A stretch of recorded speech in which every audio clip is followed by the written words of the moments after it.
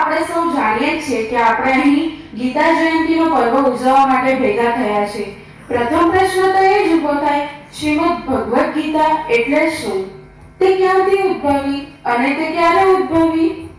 મિત્રો, ભગવદ ગીતાનો જન્મ કહેવાય છે કે હિન્દુ પંચાંગ અનુસાર દ્વાપર યુગ માગસર શુદ્ધ એટલે કે શુક્લ એકાદશીના દિવસે હરિયાણાના કુરુક્ષેત્રના મેદાનમાં ભગવાન શ્રી કૃષ્ણએ અર્જુનને ભગવદ ગીતા કહી હતી। હું તમને આપણી પરંપરા વિશે કંઈ કહેવા માંગુ છું। શ્રીમદ ભગવદ ગીતામાં કહેવાયું છે, યથદાચરિત શ્રેષ્ઠે દેવેતરો જનઃ સપ્રમાણમ કુરુતે શ્રેષ્ઠ લોકનુવર્તતે। અર્થાત શ્રેષ્ઠ પુરુષ જે આચરણ કરે છે લોકો તેને અનુસરે છે। તે જે કહે છે કે આ સાચું છે તો લોકો તેને માને છે।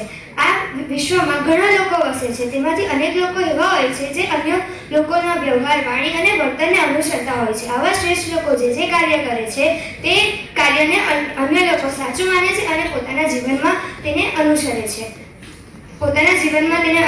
છે।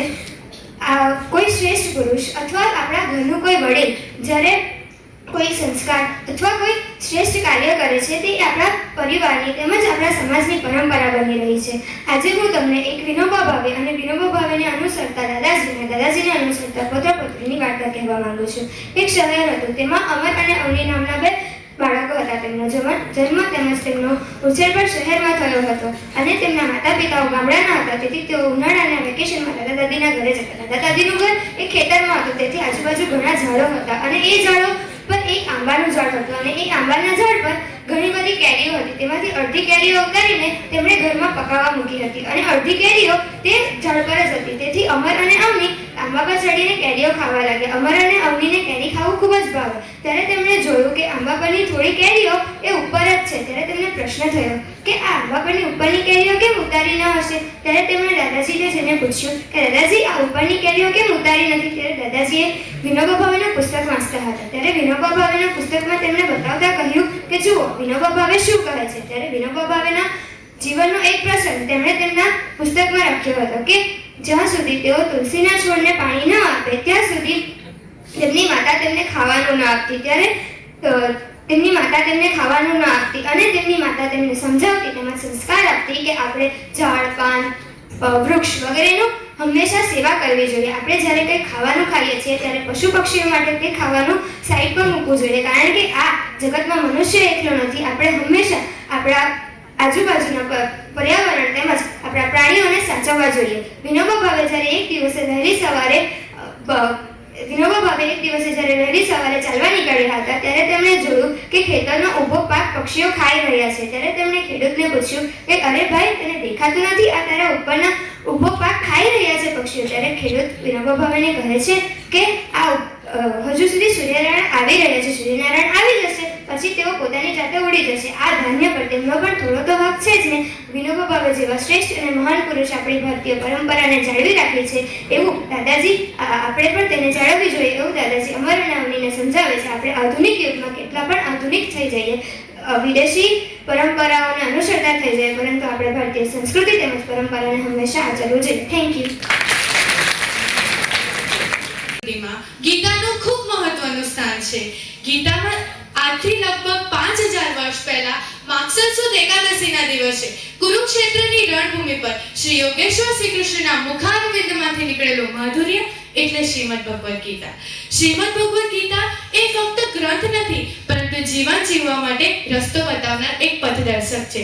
How to live and how to do એ ગીતામાં શીખવવામાં આવ્યું છે। તેમજ ગીતામાં શીખવવામાં આવ્યું છે તું કર્મ કરતો જા, ફળની ઈચ્છા ન રાખ। શ્રીમદ ભગવદ ગીતામાં કહેવાયું છે કર્મણ્યેવાધિકારસ્તે મા ફલેષુ કદાચન મા કર્મ ફલ હેતુર્ભો મા તે સંગોસ્વ કર્મણિ। અર્થાત કર્મ કરવામાં જ તારો અધિકાર છે, ફળની બાબતમાં નહીં। આથી તું કર્મ કરવામાં ફળની ઈચ્છાવાળો ન થા, કર્મ કરવામાં જ તારી પ્રીતિ છે। આ વાતને વધુ સરળતાથી સમજાવવા માટે હું તમને એક વાર્તા કહીશ। એક ગામ હોય છે, ગામમાં તળાવ અને તળાવના કિનારે એક ઘટાદાર વૃક્ષ। એ વૃક્ષ પર મધપૂડો હોય છે। એ મધપૂડાની રાણી જેનું નામ હોય છે મધુરિકા। બધી મધમાખીઓ રાણીના હુકમ પર કાર્ય કરતી. એકવાર બે મિત્રો ભલ્લુ રીંછ અને ચૂનું શિયાળ તેઓ ફરવા નીકળે છે. ભલ્લુ રીંછને એ મધપૂડો દેખાય છે એટલે ભલ્લુ રીંછ મનમાં વિચારે છે કે ચાલો આજે તો ભોજનની વ્યવસ્થા થઈ ગઈ, આ તો મધનો અખૂટ ભંડાર મળી ગયો. એટલે ચૂનું શિયાળને કહે છે કે ચાલ આપણે મધ ખાવા જઈએ. ત્યારે ચૂનું શિયાળ કહે છે કે અરે એમ તો કઈ મધ ખવાતું હોય, પહેલા તું રાણીને પૂછી લે પછી આપણે જઈએ. એટલે ભલ્લુ રીંછ ગુસ્સામાં કહે છે કે ના, મારે કોઈને પૂછવું નથી, તારે મારા સાથે આવવું હોય તો આવ, હું જાઉં છું. એટલે ભલ્લુ રીંછ તો જાય છે મધપૂડા પાસે અને મધપૂડા પર તરાપ મારે છે. એટલે મધપૂડો વૃક્ષ પરથી તળાવમાં પડે છે. ત્યારે બધી મધમાખીઓ ગુસ્સે થઈને ભલ્લુ રીંછ પર આક્રમણ કરે છે. ત્યારે મધુરિકા રાણી આવે છે અને બધી વાત પૂછે છે. ત્યારે મધુરિકા રાણી મધમાખીઓને સમજાવતા કહે છે કે આ તો તેનો ખોરાક છે એટલે તે તો ખાશે જ. ત્યારે બધી મધમાખીઓ કહે છે પણ આપણી તનતોડ મહેનતનું શું? એટલે પછી મધુરિકા રાણી સમજાવતા કહે છે કે તમે આ મધ કોના પાસેથી મેળવ્યું, કોની મદદથી મેળવ્યું? એટલે મધમાખીઓ કહે છે કે ફૂલોના રસની મદદથી. ત્યારે મધુરિકા પૂછે છે કે ફૂલોનો રસ કેવી રીતે પ્રાપ્ત થયો? ત્યારે મધમાખીઓ કહે છે કે પર્ણોની મદદથી. ત્યારે મધુરિકા પૂછે છે કે આ પર્ણોએ ઉર્જા ક્યાંથી પ્રાપ્ત કરી? ત્યારે મધમાખીઓ કહે છે કે સૂર્યપ્રકાશની મદદથી. ત્યારે મધુરિકા રાણી હસતા હસતા સમજાવે છે કે જો સૂર્યપ્રકાશ કહે કે હું મારો પ્રકાશ કોઈને નહીં આપું તો શું પર્ણ પોતાનો ખોરાક બનાવે? જો પર્ણ કહે કે હું મારો રસ કોઈને નહીં આપું તો શું તમારું મત બને ખરું? એટલે બધી મધમાખીઓ કહે છે કે ના, એવી તો કેવી રીતે બને? એટલે પછી બધી મધમાખીઓને સમજાઈ જાય છે અને ભલ્લુ રીંછને પણ પોતાની ભૂલ યાદ આવે છે. એટલે પછી મધુરિકા ભલ્લુ રીંછને સમજાવતા કહે છે કે જો ભાઈ, આ જે હોય તે આ અમારી મહેનત હતી અને અમારી મહેનતની તારે કદર કરવી જોઈતી હતી, પણ તેને તે કર્યું નહીં. અને તું મને પૂછતે તો હું તને ના નહીં પાડતે, તને વધારે મધ આપતે. ત્યારે ભલ્લુ રીંછ તેને માફી માંગે છે અને મધમાખીઓ થોડું મધ ભલ્લુ રીંછને આપે છે અને ફરીથી તેઓ પોતાની મહેનતમાં લાગી જાય છે. તો આથી આપણને શીખ મળે છે કે આપણે કર્મ કરતા રહેવાનું છે પણ ફળની ઈચ્છા રાખવાની નથી. અસ્તુ.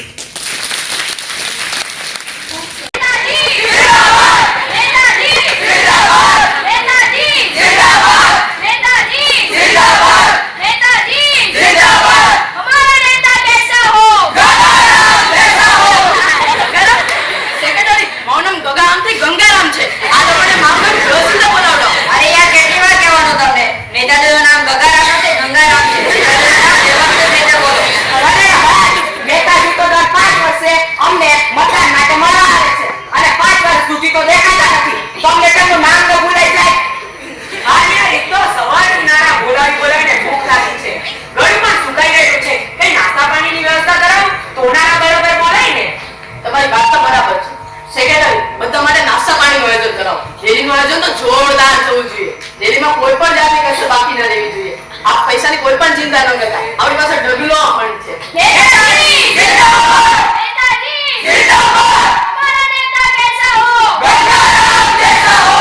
જો તમે બધાએ મને 5 વર્ષ પહેલા મત આપી જીતાડ્યો હતો, તમે બધા લાઈટ ના ખાના નખા દેતા કે નહીં? હા. તો બસ હવે તમે મને ફરીથી હું મત આપી જીતાડો તો તેમાં લાઈટ નખાવીશ.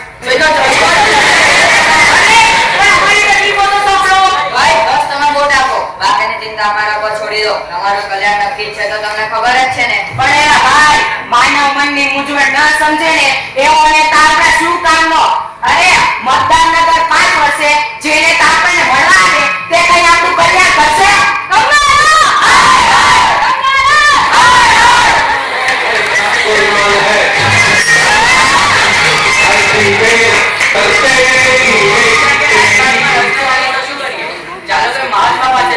ધર્મથી કદાચ કોઈ દિશા મળે. હા, હું એક એવા મહાત્માને જાણું છું જેને મીડિયા પર લોકો ધર્મ ધુરંધર કે પરમ પૂજ્ય તરીકે ઓળખે છે.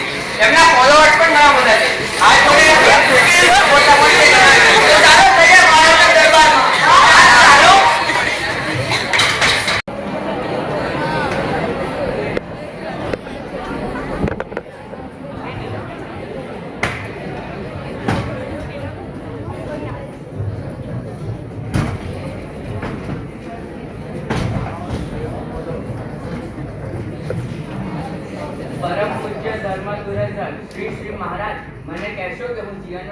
થઈશ. તારા રાહુ પર મંગળ ભારે છે અને શનિની પણ વક્ર દશા છે. કામ જરાક મુશ્કેલ છે. અરે તો મારા મિત્રનું શું થશે? બરબાદ થઈ ગયું હોય તો તારું જીવન. મારું જીવન ખલ્લાસ. હવે મારું શું થશે? અરે બેટા, રડવાનું બંધ કર. આપણા પાસે બધાય ઉપાયો છે. બોલો મહારાજ, બોલો. 6 મહિના સુધી ઉંગાડા પગે મંદિરે જઈને તલનું તેલ ચડાવવું પડશે. તો હું ચોક્કસ સફળ થઈ જઈશ. ના, ત્યારબાદ એક મોટી પૂજા કરાવીશ તો શનિની દશા સુધરશે અને તો જ તારી દશા સુધરશે. અચ્છા, એટલે હું સફળ બરાબર ને? ના, ત્યારબાદ મંગળને હલકો કરવો પડશે. એક કામ કર, તારા નામના પ્રથમ અક્ષરે એ નામની માત્રા લગાડીશ તો ગ્રહોનો યોગ બદલાઈ જશે. અરે મારા મિત્રનું નામ કમલ છે. અરે મહારાજ તમે પણ શું બોલો છો? આનું નામ કમલ છે, તેનો પ્રથમ અક્ષર એ નામની માતા આવે તો કેમાં કરવું? ના, એવું નથી, પરંતુ ગ્રહોનો યોગ બદલવા માટે એ જ કરવું પડશે. એ જુઓ જુઓ, મારે છે પણ આપણને નિરાશ જ કર્યા ને. ચાલો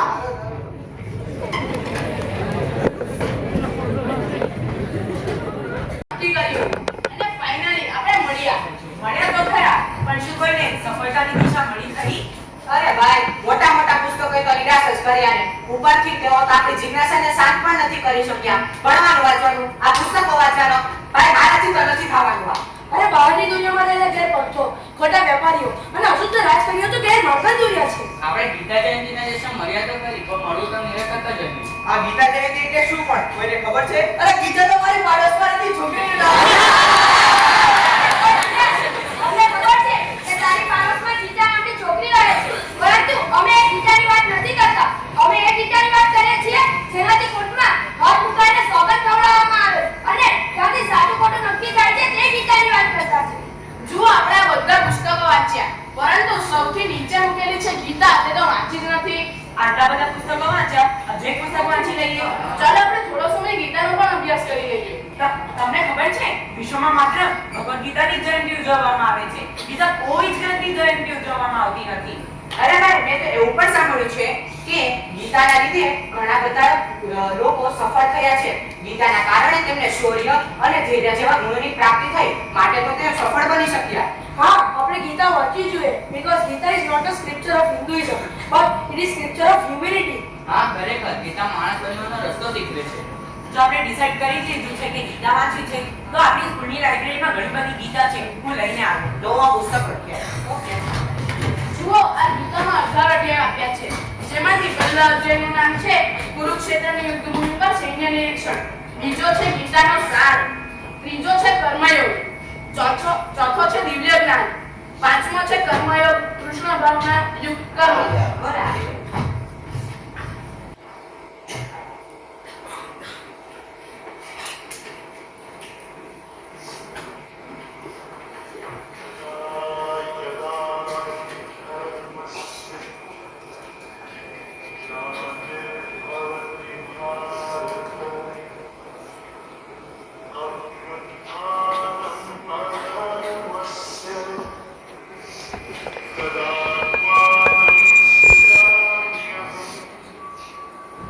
परित्राणाय साधूनां विनाशाय च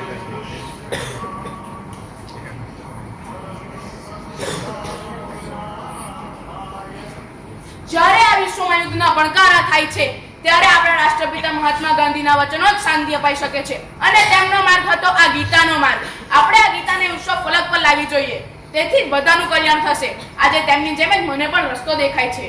જ્યારે આજના વિદ્યાર્થીઓ માત્ર નીટ અને જેઈના સ્કોર આપતા શિક્ષણની પરવા કરે છે, તેવા સમયમાં સફળતાના સ્કોરનું શું? તેના માટે આપણે નરેન્દ્રમાંથી વિવેકાનંદ બનેલા સ્વામીજીનો રસ્તો એટલે કે શ્રીમદ ભગવદ ગીતાનો રસ્તો અપનાવવો જોઈએ, જેમને 1852માં વિશ્વ ધર્મ પરિષદમાં વિશ્વની સામે ભગવદ ગીતાનો પ્રસ્તાવ મૂક્યો હતો. अगर हौसले बुलंद है, अगर हौसले बुलंद है तो पर्वत भी ढेर लगता है, पर्वत भी ढेर लगता है. આવું વીર મનોબળ ધરાવનારા વીર શિવાજી, જેમનું મસ્તક તેમની માતા જીજાબાઈ અને માતા ભવાની સિવાય કોઈની સામે નમ્યું નથી. અરે એવા વીર શિવાજી તો આપણા આદર્શ છે. તેમની માતા જીજાબાઈએ તેમનામાં નાનપણથી જ ભગવદ ગીતાના ગુણોની કેળવણી કરી હતી, માટે તો તેઓ આપણા આદર્શ બની શક્યા. अरे सरफरोशी की तमन्ना अब हमारे दिल में है, देखना है जोर कितना बाजुओं कातिल में है। मृत्यु समय पर જેનું મન આટલું મજબૂત હોય તેને કોણ હરાવી શકે? આવી નિર્ભીકતા આવી ક્યાંથી? મારી શ્રીમદ ભગવદ ગીતાના વિચારોથી। ન્યુક્લિયર પ્રોજેક્ટના હેડ ઓપન હેમરે અંગ્રેજીમાં અનુભવ હોવા છતાં ગીતા વાંચવા માટે 1933માં સંસ્કૃત શીખ્યા અને મા ગીતાનો માતૃભાષામાં જ અભ્યાસ કર્યો। વિદ્યાર્થીઓને આ લક્ષણ આવે તો જ સાચું શિક્ષણ કહેવાય। સાચે તો હિમાલય પગપાળા ચાલીને જનાર યુવાનોને સાચું શિક્ષણ આપવાનો પ્રયત્ન કરનાર જગતગુરુ શંકરાચાર્ય એ કહે છે ને, ભગવદ ગીતાના સ્પષ્ટ જ્ઞાનથી જ માનવ અસ્તિત્વના સંપૂર્ણ લક્ષણો પૂરા થાય છે। ભગવદ ગીતા એ જ બધા પ્રકારના જ્ઞાનના શિક્ષણનું પ્રગટીકરણ છે। અરે સ્પેસમાં જઈ દેશનું નામ રોશન કરનાર સુનીતા વિલિયમ્સ, ધૈર્ય, સાહસ, અહિંસા જેવા ગુણોને જીવનમાં સાચે રાખનાર સુનીતા વિલિયમ્સ જેવા મારે બનવું છે। આલ્બર્ટ આઇન્સ્ટાઈન કહે છે કે વિજ્ઞાનની ચરમસીમાએ પહોંચ્યા પછી પણ ગીતાના જ્ઞાન થકી સૃષ્ટિ સંચાલક માટે મારું મસ્તક નમે છે। અગ્નિ મિસાઇલ જેવી અદ્ભુત શોધ માટે ગીતાને જ આધાર માનનાર એવા મિસાઇલ મેન અબ્દુલ કલામને મારા સલામ, જેમણે ગીતા, વેદ અને ઉપનિષદોનો અભ્યાસ કરી તેમજ મુખ્ય સ્ત્રોતને સમજી દેશને શસ્ત્ર સજ્જ બનાવવામાં મદદરૂપ થયા હતા। હા, હવે તો અર્જુન જ બનવાની ઈચ્છા થાય છે। જીવનમાં ગમે તેટલી વિપરીત પરિસ્થિતિ આવી હતી પણ ક્યારેય ડર્યા નહીં અને જીત્યા। હવે તે જ ગીતાને સાથી માનીને હું સફળ બનીશ। ચાલો તો હવે આપણે પ્રતિજ્ઞા લઈએ।